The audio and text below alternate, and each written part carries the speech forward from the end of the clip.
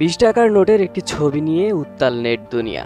সামাজিক মাধ্যমে ছড়িয়ে পড়া এই ছবিতে দেখা যায় 20 টাকার নোটটির এক পিঠে স্থান পেয়েছে দিনাজপুরের ঐতিহ্যবাহী কান্তজিউ মন্দিরের ছবি, যেখানে আগে ছিল বাগেরহাটের ঐতিহ্যবাহী 60 গম্বুজ মসজিদের ছবি। সামাজিক মাধ্যমে ছবিটি ব্যাপক মাত্রায় ভাইরাল হয়।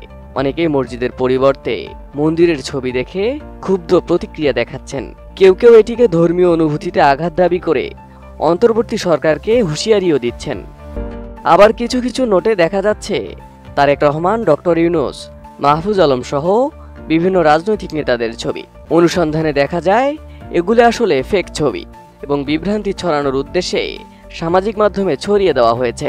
বাংলাদেশ ব্যাংকও এই ছবিগুলোকে ভুয়া হিসেবে উল্লেখ করেছে। এদিকে নতুন ডিজাইনের কয়েকটি নোটের ছবিও প্রকাশিত হয়েছে, যেখানে সুন্দরবন, ঐতিহাসিক স্থাপনা এবং বিভিন্ন সাংস্কৃতিক প্রতীক দেখা গেছে। এসব নোটে দেশের পরিচিতি এবং গৌরবময় ইতিহাসের ছাপ সুস্পষ্টভাবে তুলে ধরা হয়েছে।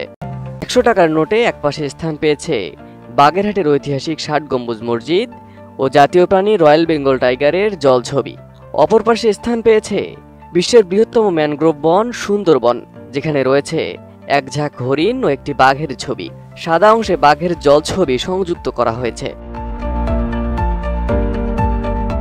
200 টাকার নোটের একপাশে ফুটে উঠেছে ধর্মীয় সম্প্রীতির প্রতিফলন, যেখানে মুসলিম, হিন্দু, খ্রিস্টান ও বৌদ্ধ সম্প্রদায়ের মানুষ তাদের ধর্মীয় পোশাক ও উপাসনালয় সহ উপস্থাপিত হয়েছে।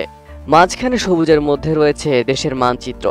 এই নোটে হালকা হলুদ রঙে দেখা যাবে ঢাকা বিশ্ববিদ্যালয়ের কলা ভবনের সামনে অবস্থিত অপরাজেয় বাংলা ভাস্কর্য। এছাড়া নতুন 500 টাকার নোটে একপাশে স্থান পেয়েছে জাতীয় চেতনায় অনন্য কেন্দ্রীয় শহীদ মিনার।